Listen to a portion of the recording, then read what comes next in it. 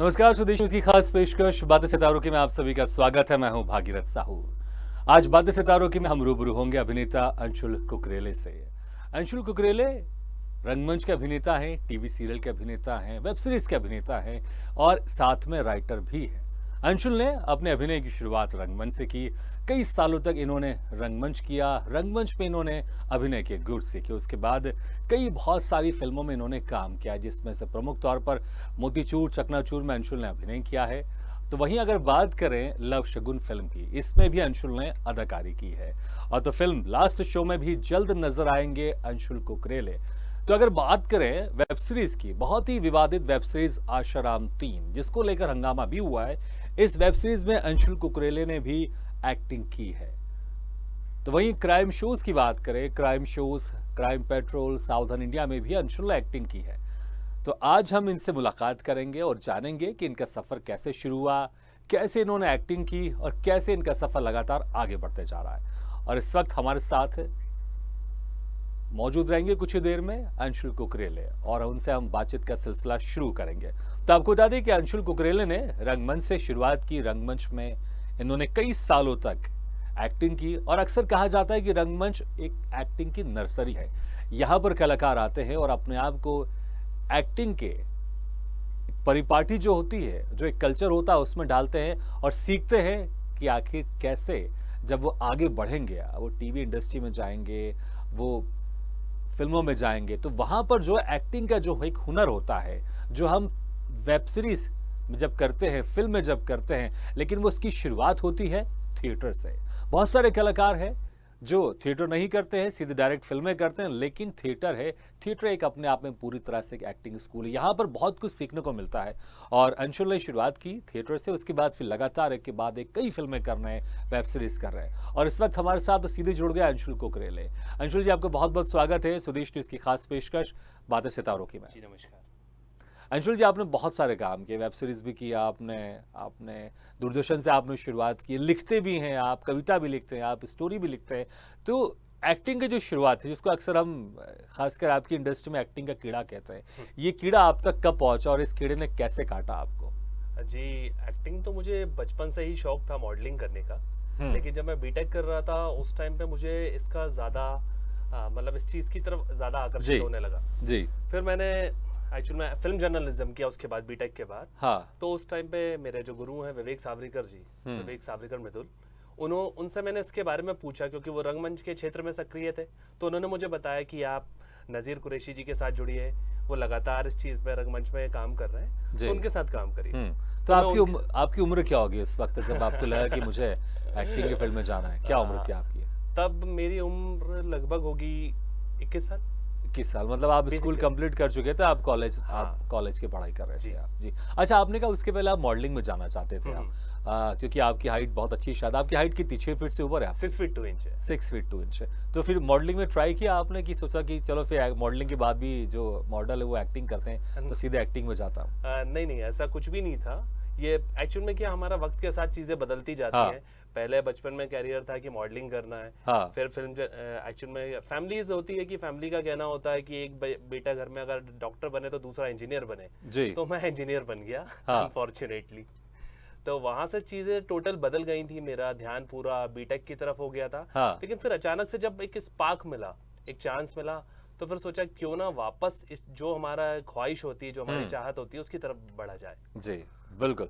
तो फिर जब आपने रंगमंच आपने शुरुआत की, कितने सालों से आप रंगमंच कर रहे हैं? मतलब कम से कम कितने साल हो गए आपको रंगमंच? और जो पहला आपका रंगमंच का प्ले था, इसके पहले आपने स्कूलों में तो किया होगा आपने कुछ? स्कूलों में तो ऐसा कुछ भी नहीं किया, एक छोटा सा प्ले था, उसका नाम भी मुझे अभी याद नहीं है। क्योंकि अक्सर हमने सुना है कि स्टेज पे जब खड़े होते हैं और जब सामने बहुत सारे ऑडियंस रहती है, इतनी सारी लाइटें रहती हैं, तो अक्सर जो पहली बार खड़े होता है रंगमंच में, वो थोड़ा सा डर जाता है और कभी कभी ब्लैंक भी हो जाता है। अक्सर हमने देखा है चलते शो में जो कलाकार होते हैं वो डायलॉग भूल जाते हैं। तो जब पहली बार आप रंगमंच पे गए तो उस वक्त कैसा एक्सपीरियंस था आपका? मेरे को एक्चुअली में रंगमंच में मेरा डर खत्म करने के लिए ही रंगमंच में आया था, क्योंकि मैं सबसे ज्यादा डरता हूँ स्टेज से। लेकिन आज जो कुछ भी हूँ रंगमंच की वजह से हूँ, क्योंकि भले ही बीटेक हम कर लेते हैं, इंटरव्यूज देते हैं, लेकिन एक डर हमारे साथ बना हुआ रहता है। और उस डर को खत्म करने के लिए ही मैं डर से लड़ने आया था। तो मैं रंगमंच पे आ गया जी। तो डर को फिर आपने दूर कैसे किया? मतलब करते करते हो गया अपने आप, या आपको याद है कि जैसे मैंने कहा ना, पहले आपकी परफॉर्मेंस की बात कर रहा हूँ, तो उस वक्त आप थोड़े से डरे हुए थे या उसके पहले आपका डर खत्म हो चुका था? नहीं, डर तो खत्म नहीं हुआ, डर तो आज भी है, बल्कि आपके साथ बैठा हूं तो भी डर ही लग रहा है। डर हमेशा जरूरी होता है। हाँ। मुझे नहीं लगता कि डर खत्म होना चाहिए। हाँ। क्योंकि जब तक डर है तब तक हम जिंदा रहेंगे। हाँ, वो शायद एक डायलॉग है, मुझे याद नहीं है, शायद अगर गलत बोलूं तो बताइए, कि डर के आगे जीत है, शायद किसी कोल्ड ड्रिंक का कोई ऐड बिल्कुल है, सच बात है। डर के आगे जीत है। Coca Cola. हाँ, चलिए। हाँ। अच्छा, उसके बाद फिर ये चीज़ें आपकी रंगमंच आप करते रहे, उसके बाद फिर हर किसी एक एक्टर की ख्वाहिश होती है कि वो फिल्में करें, वेब सीरीज करें और टेली फिल्में करें, मतलब तमाम तरह की जो भी चीज़ें उसके आसपास काम हो रहा है वो हर कुछ करना चाहता है, थिएटर से थोड़ा और आगे बढ़ना चाहता है। तो उसके बाद फिर आपका कैसे सफ़र रहा, या फिर आपने सोचा था कि मुझे ज़िंदगी में थिएटर ही करना है, या फिर थिएटर करते करते बाकी सारी चीज़ें करोगे, या फिर कुछ लोग ऐसा भी सोचते हैं कि 1-2 साल थिएटर करूँगा, उसके बाद फिर सीधे मुंबई का रुख करूँगा और वहाँ पर बड़े बड़े डायरेक्टर्स का इंतजार कर रहे हैं, कुछ लोग ऐसा भी सोचते हैं। मैं एक्चुअली में सिर्फ रंगमंच तो करना नहीं चाहता था। हाँ। मेरा हमेशा से ख्वाहिश थी कि रंगमंच में जुड़ जाऊं, लेकिन मेरा हमेशा जो सपना था, जो ड्रीम था, जो एग्जीक्यूट करना था, वो फिल्म इंडस्ट्री में ही करना था मुझे। इसलिए मैंने पहले बारीकियां सीखी रंगमंच के थ्रू और उसको धीरे धीरे बढ़ाता गया, एक्सपांड करता गया अपने आप को, ताकि मैं फिल्म इंडस्ट्री में हर जगह पर काम कर पाऊं। जी। तो मैंने सबसे पहले एक्चुअल में मेरा स्कूल टाइम में, जैसे आपने बात की थी, तो स्कूल के दिनों में मैंने सबसे पहला काम दूरदर्शन के लिए ही किया था, जो कि स्कूल की तरफ से किया था। रंगमंच शुरू हो चुका था उस वक्त आपका? हाँ, लेकिन फिर उसके बाद सब खत्म हो चुका था। फिर जब मैं कॉलेज में आया था, कॉलेज का फाइनल ईयर था, तब मैं फिर रंगमंच के क्षेत्र में जुड़ चुका था। तो जब पहली बार आपने कैमरा फेस किया, उस वक्त कैसी फीलिंग थी आपकी? बहुत अच्छी। और क्या था वो एग्जैक्टली? क्या टेलीफिल्म था आपका दूरदर्शन का, ये क्या था वो? स्कूल की तरफ से एक प्रोजेक्ट था हमारा। हाँ। जिसमें मैंने काम किया था। हाँ। और बहुत अच्छी फीलिंग होती है। वो क्या था एग्जैक्टली? शॉर्ट फिल्म थी, टेलीफिल्म थी या फिल्म एड नहीं, फिल्म थी? क्या डांस थी? ड्रामा था। अच्छा, डांस ड्रामा। डांस ड्रामा था। हाँ। और वो बहुत साल हो चुके हैं, मतलब मैं तो उस टाइम बहुत नहीं, लेकिन मुझे लगता है उसमें आपके साथ और बहुत सारे लोग भी होंगे। मुश्किल से शायद 5 से 6 लोग। 5-6 लोग। और अच्छा, मैं उसका जिक्र करता हूँ जिसमें सिर्फ आपको एक्टिंग करनी पड़ी और आपके सामने कैमरा था और डायरेक्टर ने कहा एक्शन, उसके बाद फिर अंशुल डायलॉग बोलता है, तो वो कौन सा था आपका, कौन सा वो ब्रेक था आपका? मोतीचूर चकनाचूर में मैंने नवाजुद्दीन के साथ जब काम कर रहा था। हाँ। तो थोड़ा सा हम चेंज अप करके आते हैं। ऑलरेडी ऑन साइट फ्लोर पे हमारे नवाजुद्दीन जी और अथिया जी बैठे हुए थे। नवाजुद्दीन जस्ट गेट के सामने थे। हाँ। मैं जैसे ही गेट खोल के अंदर होता, मुझे एडी जो थे हमारे, हाँ। वो अंदर करते हैं गेट के शॉट के लिए, और जैसे ही गेट खुलता है सामने नवाजुद्दीन जी थे। मुझे किसी ने बताया नहीं था कि नवाजुद्दीन जी के साथ आपका शॉट है, और जैसे ही पहुंचा तो नवाजुद्दीन जी ने कहा आइए। तो बस उसके बाद हम क्या बने थे आप उसमें? मोतीचूर एक्चुअली मैं उसमें जो ज्वेलर शॉप का मैनेजर होता है, हाँ। वो था उसमें। अच्छा, क्या आप हिसाब किताब लेने गए थे कि नवाजुद्दीन सिद्दीकी से? नहीं, मैं उनको ज्वेलरीज वगैरह जो होती है वो प्रेजेंट करता हूँ, दिखाता हूँ। उसमें अतिया जी हैं। तो काफी सारा कन्वर्सेशन हुआ उसमें हमारा, नवाजुद्दीन जी और मेरा। क्योंकि नवाजुद्दीन जी खुद भी थिएटर से आते हैं। उन्होंने काफी समय तक थिएटर किया। और एक्चुअली में थिएटर जो होता है, थिएटर आर्टिस्ट होता है, वो दूसरे थिएटर आर्टिस्ट को पहचान लेता है बिल्कुल कि ये थिएटर से आया। तो जैसे ही मैं, तो फिर कहते सर एक काम करिए, अपन इसको इस तरीके से करते हैं। तो काफी ज्यादा चीजें वहां पर चेंज हुई। फिर उसके बाद आपके अनुराग बसु जी के साथ काम किया। फिर द चार्जशीट में काम किया। तो काफी चीजें अनुभव बदल। क्या कुछ खास इन्होंने आपसे कहा और आपको उनकी कोई खास बात ऐसी याद हो, चाहे अनुराग बसु हो या नवाजुद्दीन सिद्दीकी हो, कुछ खास बातें या कुछ खास कहा हो आपके लिए उन्होंने? आप बहुत सारे कुछ डायरेक्टर्स के तो शायद न्यू डायरेक्टर्स भी रहे हैं जिनके साथ काम किया। तो बट एक चीज हमेशा सुनने में आती थी कि he is a good actor. मतलब मैं ये नहीं कहूंगा कि मैं हूँ, मुझे नहीं मालूम। वो तो अच्छे, मैं कह रहा हूँ कि उन्होंने आपके बारे में क्या कहा? उन्होंने ही कहा कि sir he is a good actor, he is a good actor, he is a good performer. तो जब भी फ्लोर पे आता है काफी ज्यादा इंप्रेसिव है पर्सनैलिटी। तो ये चीजें। अच्छा, मैं अगर बोलूं, अगर मैं कभी मुझे मौका मिले इनके साथ काम करने के, नवाजुद्दीन सिद्दीकी के साथ, तो अगर मैं कोई डायलॉग बोलूं, मेरे जहन में वही चलता रहेगा, बाप का, दादा का, भाई का, सबका बदला देगा तेरा फैजल। तो इसके ऊपर कभी जब आप इनके साथ डायलॉग डिलीवरी कर रहे थे आप, तो आपके जहन में ये डायलॉग घूम रहा था क्या? नहीं, बिल्कुल नहीं था। एक्चुअली में जो हमें स्क्रिप्ट दी जाती, आपने अभी जिक्र किया नवाजुद्दीन सिद्दीकी का, मेरे दिमाग में वही घूम रहा है, बाप का, दादा का, भाई का, सबका बदला लेगा तेरा फैजल। नहीं, ऐसा नहीं होता है। जो हमें स्क्रिप्ट दी जाती है, हम उसके अकॉर्डिंग अपने आप को ढाल लेते हैं उसमें, और लगातार उसी चीज में इन्वॉल्व रहते हैं। जी। उसके बाद फिर एक फिल्म है आपकी लव शगुन, बड़ा नाम बड़ा इंटरेस्टिंग है, इसमें भी आपने काम किया, तो क्या रोल था इसमें आपका? बट इसमें तो ज्यादा कुछ था नहीं मेरा, काफी बहुत पुरानी फिल्म है, तो उस टाइम शायद मेरा इनिशिएट ही था, स्टार्टअप था, तो उसमें ज्यादा नहीं था मेरा। लेकिन हाँ, आश्रम 3 आई है, जैसे भी रिसेंटली आई है, आज ही हुई है, 3 जून, बिल्कुल, तो आज ही आई है वो, अभी मैंने देखी भी नहीं है। आश्रम 3 की बात करते हैं, आश्रम 3 को लेके बड़ा विवाद रहा है, कुछ संगठनों ने इनका विरोध भी किया है, और इसमें आप इस वेब सीरीज के आप हिस्सा है, तो इसके पहले की वेब सीरीज भी आपने देखी होगी, तो इसमें एक तो आपके इसका कैरेक्टर क्या, क्योंकि आपने कहा कि आज ही रिलीज हो रही, तो हमारे दर्शक को अगर आश्रम 3 जब देखेंगे तो उनको याद रहेगा उनके जहन में कि अरे इनको हमने देखा था अभी इंटरव्यू में, तो क्या कैरेक्टर था उसमें? उसमें मेरा पुलिस इंस्पेक्टर का कैरेक्टर है।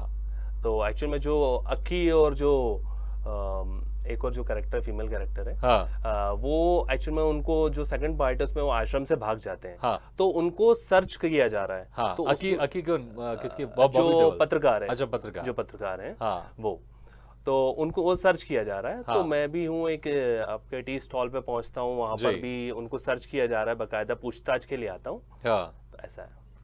अच्छा, जब आप शूटिंग कर रहे थे क्या उस वक्त ये विवाद हुआ था क्या? उसके पहले हो चुका था विवाद, उसके बाद मुझे बुलाया था, बट पहले भी मुझे बुलाया था, अभय जी ने मुझे, हमने खबर देखी थी शूटिंग चल रही और 100-125 लोग आ गए हंगामा करने, तो मैंने कहा जरा अंदर की चीज पूछूं अगर आप उस दिन शूटिंग में हो तो। नहीं उस दिन नहीं था। उसके बाद फिर शूटिंग थी आपकी? हाँ, उसके बाद, हंगामे के बाद, उसके बाद एक दिन में दिल में एक थोड़ा डर बना रहता? नहीं, बिल्कुल डर नहीं था। अच्छा, क्योंकि जो चीजें होती हैं वो होती रहती हैं, उसमें कोई बहुत बड़ी चीज नहीं होती है, और अगर प्रोडक्शन लेकिन क्या आपने फिर बदलाव देखा था जब ये हंगामे के पहले और हंगामे के बाद? जब मुझे तो ऐसा कुछ भी नहीं लगा, कुछ सिक्योरिटी में कुछ ज्यादा दिखाई? ना, कुछ भी नहीं था, कुछ भी नहीं, बिल्कुल जैसे ओपन शूटिंग्स होती है बिल्कुल वैसे ही थी, प्रोडक्शन की तरफ से सारी चीजें प्रोवाइड थी, तो कोई इशू नहीं था उसमें। अच्छा, वेब सीरीज अभी आश्रम 3 की हमने बात की, बहुत सारी वेब सीरीज किया आपने, शिक्षा मंडल भी किया है, व्हाइट गोल्ड भी किया आपने। व्हाइट गोल्ड बड़ा ऐसे लग रहा है कोई हॉलीवुड कुछ गजब की चीज है, तो क्या एग्जैक्टली है? बेसिकली व्हाइट गोल्ड हमारे यहाँ कहा जाता है अफीम को। अच्छा, अफीम मतलब सोना, है ना, तो इसलिए उसका नाम है व्हाइट गोल्ड। ये एक्चुअल में जो हमारे यहाँ नीमच में होता है, नीमच मंदसौर के पास ही होती है, वहीं पर इसकी पूरी शूटिंग हुई है। अच्छा, तो उसमें मैं एक ड्रग पैडलर हूँ। ओके, तो अभी तो आई नहीं है, काफी सारे प्रोजेक्ट्स हैं जो शूट हो चुके हैं, बट अभी आए नहीं ऑन रोड। अच्छा, आश्रम 3 में आपने पुलिस की भूमिका निभाई, इसमें आपने जो पुलिस के साथ भिड़ता रहता है ड्रग पैडलर, उसकी आपने भूमिका निभाई, तो कैसे आप तैयार होते हैं अपने इन किरदारों के लिए? देखिए, कलाकार का काम है जो भी उसे किरदार मिले हर बार उस चीज में ढल जाए। तो ऐसे ही हम रंगमंच में भी यही सीखते हैं, कभी हम भाला पकड़ के खड़े हो जाते हैं, कभी कोई बड़ा कैरेक्टर मिल जाता है ना, जैसे हमने एक सविता दामोदर परांज पे करके भी एक शो किया था, रंगमंच, जी बिल्कुल रंगमंच का है, उससे मेरी लाइफ पूरी चेंज हो गई थी। अच्छा, ये लगभग हमने 2019 में किया था पहला शो इसका। ये मराठी नाटक है बेसिकली, सविता दामोदर परांज पे, इस पे फिल्म भी बन चुकी है, लेकिन हिंदी में फर्स्ट टाइम, मतलब अच्छा, मेरे नजर आपने कहा बहुत सारी चेंजेस इस प्ले के बाद आई, क्या खास था, क्या इसमें आपका क्या कैरेक्टर था एक्चुअल में? इसके बाद से जो बदलाव महसूस हुआ आपके अंदर? ये अशोक देशमुख का कैरेक्टर था। एक्चुअल में हर एक कलाकार के लिए कभी ना कभी ऐसा एक डाउनफॉल फील होता है, तो मुझे भी उस वक्त एक डाउनफॉल फील हो रहा था कि हर तरफ से चीजें बड़ी नेगेटिव होती जा रही थी, कुछ हो नहीं रहा था कि वापस इंजीनियरिंग पकड़ के जॉब वॉब करूं, ऐसा कुछ मतलब ऐसा कुछ तो नहीं था, लेकिन कुछ ना कुछ करता। तो बट अनफॉर्चुनेटली था कि सविता दामोदर परांज पे जब हुआ था उसकी 2 साल पहले मैंने स्क्रिप्ट पढ़ी थी, अचानक से मेरे पास हमारे जो डायरेक्टर थे विवेक सर, उनका कॉल आता है कि अंशुल तुमको अशोक देशमुख करना है, और मुझे अशोक का कैरेक्टर बहुत पसंद था, और जैसे ही किया, क्योंकि वो एक डुअल पर्सनैलिटी बेस्ड नाटक है। अच्छा, हाँ, बहुत ही मतलब, तो उसमें आपको बहुत कुछ करने का मौका मिला, बहुत ज्यादा। आपकी स्प्लिट पर्सनैलिटी थी, तो आपको 2 किरदार, तो क्या था शॉर्ट में बताइएगा, एक किरदार कौन सा था? एक्चुअल में एक साइंस स्कॉलर है बेसिकली, और दूसरा हो जाता है वो साइंस स्कॉलर के साथ जो नेगेटिव वाइब्रेशंस होती हैं उनको भी रिमूव करता है। ओके, चलिए, इंटरेस्टिंग। अच्छा, उसके बाद फिर हम आगे का और जिक्र करते हैं, और पहले तो काम करते हैं, पहले आपने अभी इतने सारे हमने फिल्मों की बात कर ली, हमने वेब सीरीज की बात कर ली, तो उसमें से अगर कोई डायलॉग अगर आपको याद हो तो हम जरूर सुनना चाहेंगे, कोई भी संवाद अगर आपको याद हो तो। रंगमंच का भी चलेगा, अगर रंगमंच का भी अगर आपको याद हो तो। बहुत सारे हैं ऐसे, तो जो आपका मनपसंद। देखिए, मेरा फेवरेट अगर पूछेंगे तो मैं बोलूंगा कोई वीर रस, इसमें थोड़ा सा वीर रस हो। बाकी फिर जो आपकी मर्जी। थारे से कितनी बार कहा है कि बच्चों से दूर रहा कर, अरे उनसे झूठी बातें ना किया कर, और यो भी बताया था ना कि थारी बच्ची को ले जाएंगे, अरे हजारों साल से चली आ रही प्रथा के बारे में बताया था कि ना बताया था। ये एक कैरेक्टर मन ने तो ना बताया था। क्या था ये किरदार, मतलब ये ये एक्चुअल फिल्म में का था, वेब सीरीज का था? एक प्रोजेक्ट है मेरा, हाँ। जिसके बारे में अभी ज्यादा बता नहीं पाऊंगा। हाँ। उसमें अपकमिंग प्रोजेक्ट है आपका? हाँ, एक ग्रामीण परिवेश की कहानी है। हाँ। उसमें पति जो है वो, मतलब उसके जो बच्चे हैं वो उसको कहीं ना कहीं मारने की कोशिश कर रहे हैं। हाँ। तो वो पति से संवाद कर रहा है कि भाई हम हाँ। बच्चों से अलग हो जाएं, जी। है ना, हम अलग जाके जिंदगी बिताएं, तू उनसे ज्यादा प्यार मत अच्छा, वो जो अशोक का किरदार का आपने जिक्र किया जी। कि जिसकी वजह से आपकी जिंदगी में बहुत चीजें बदली हैं, तो मुझे लगता है उसकी भी कुछ एक दो लाइनें आपको जरूर याद होंगी। हाँ, मेरे को काफी उसका, तो उनमें से जो भी एक दो लाइनें पसंद, क्योंकि हम भी सुनना चाहेंगे आखिर उस संवाद में उस कैरेक्टर में क्या था जिसने आपको इतना बदल दिया, और जो आप सोच रहे थे कुछ और, उसके बदले फिर आपने कहा कि नहीं नहीं, मुझे अब इसी एक्टिंग को कंटिन्यू करना है, इसी फील्ड को। अगर याद हो तो, वरना कोई बात नहीं याद है मुझे बिल्कुल। हाँ। 7-8 साल हो गए उस घटना को। हमारे ब्लॉक के गुप्ते अंकल की 8 साल की लड़की अचानक किसी 25-30 साल की औरत की तरह बोलने लगी। मैं कौतूहलवश वहां गया और उस लड़की को देखते ही मेरा खून खोलने लगा। मैं अपना आपा खो बैठा। वहां जो कुछ भी हो रहा था उस पर मेरा कोई नियंत्रण नहीं था। मैं उसे धमकाने लगा, उसे चीखने लगा, और क्या आश्चर्य, वो लड़की धीरे धीरे मुझसे बातचीत करने लगी। मुझे ये चाहिए, मुझे वो चाहिए। मैंने उसकी सारी इच्छाएं पूरी करने के लिए उस लड़की को कहा, उसके परिवार को कहा, और जैसे उस लड़की की वो इच्छाएं पूरी हुई, शायद उस लड़की के अंदर की वो रूह चली गई।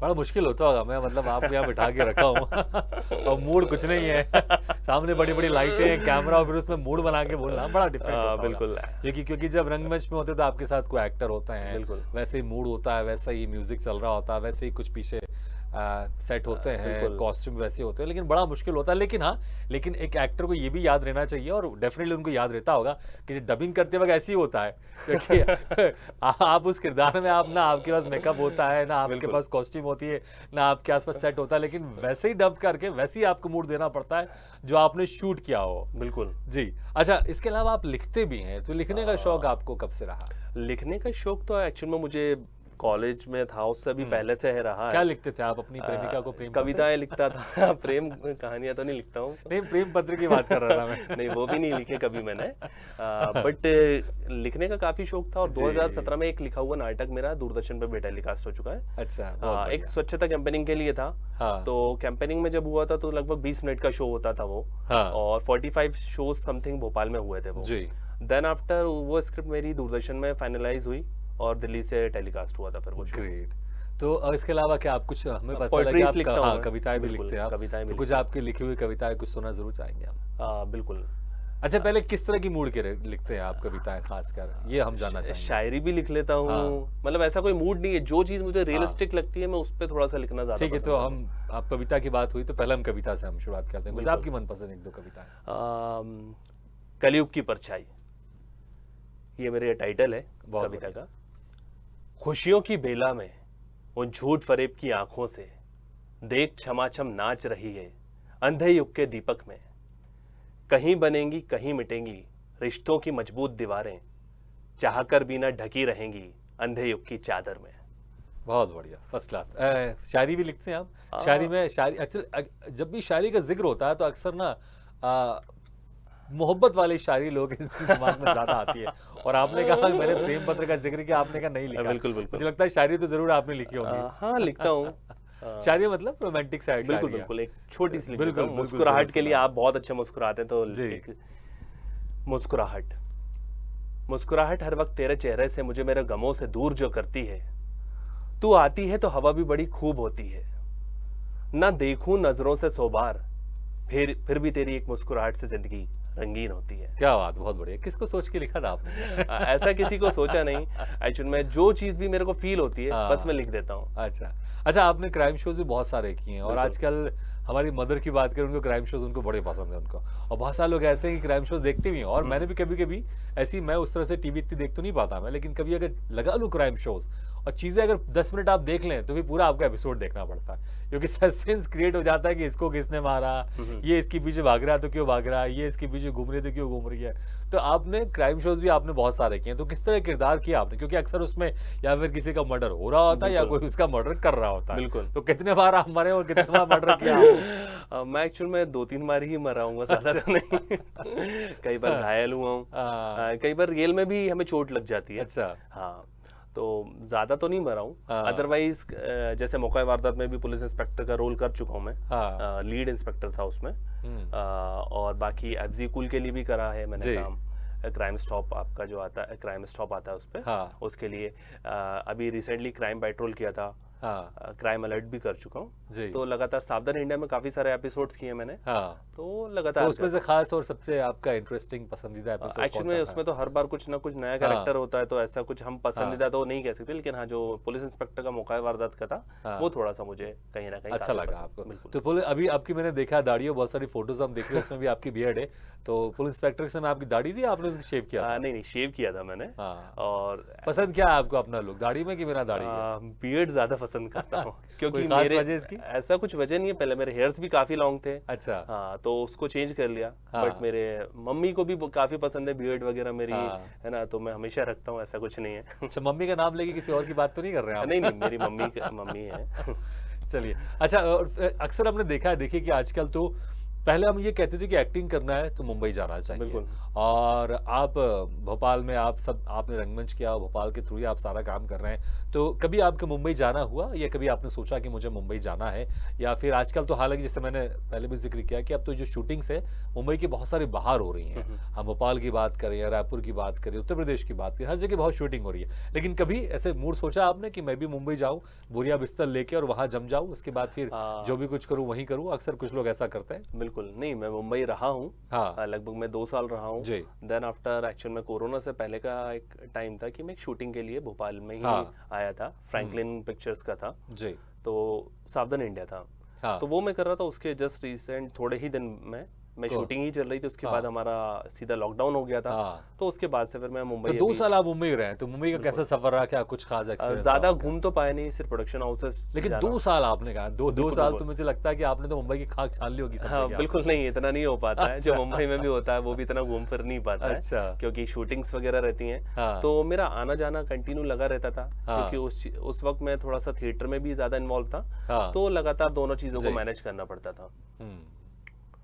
तो वहां पर आप क्या देखते, जब आप वहां पर गए और आपने जो पहला काम आपने मुंबई में 2 साल में रह के किया, क्योंकि स्ट्रगल था, वो किस तरह का स्ट्रगल था शुरुआती दौर में, और क्या कुछ परेशानी आई आपको मुंबई में? परेशानियां तो हर जगह होती हैं। स्ट्रगलिंग फेज हमें हर जगह पर, चाहे कोई शहर हो चाहे कोई भी काम हो, उसमें हमें करना ही पड़ेगा स्ट्रगल। तो वहां पर भी स्ट्रगल तो है, ऐसा कुछ नहीं है कि, और स्ट्रगल यहाँ पर भी, बट फर्क इतना है कि मुंबई में काम ज्यादा है। मुंबई चलिए, समय कम है, लेकिन जाते जाते बस हम 10-20 सेकंड में जानना चाहेंगे आपकी जो अपकमिंग प्रोजेक्ट है कौन कौन से, किस किस में आप दिखाई दे रहे हैं? जी, व्हाइट गोल्ड में दिखाई दूंगा। हनक। हाई व्हाइट गोल्ड ये वेब सीरीज है जी। हनक भी वेब सीरीज है। शिक्षा मंडल है, उसमें आप मुझे देखेंगे। आश्रम में आज 3 जून है, इसमें देख सकते हैं आप मुझे। The last show, Anupam Kher ji, last show film है जी, फिल्म है। उसमें भी आप जल्दी मुझे देखेंगे। चलिए, इन सभी के लिए आपको बहुत बहुत शुभकामनाएं, बेस्ट विशेस। आप ऐसे अच्छा काम करते रहें, जबरदस्त काम करते हैं, और ऐसे आप लिखते रहें, खूबसूरत खूबसूरत शायरियाँ लिखते रहें, कविता लिखते रहें। बहुत बहुत शुक्रिया समय निकालकर आपने हमारे इस कार्यक्रम में शिरकत की। बहुत बहुत शुक्रिया। तो बातें सितारों की में आज हम रूबरू हुए अभिनेता अंशुल कुकरेले से। अगले बार हम फिर किसी शख्सियत से मुलाकात करेंगे, तब तक के लिए दीजिए इजाजत।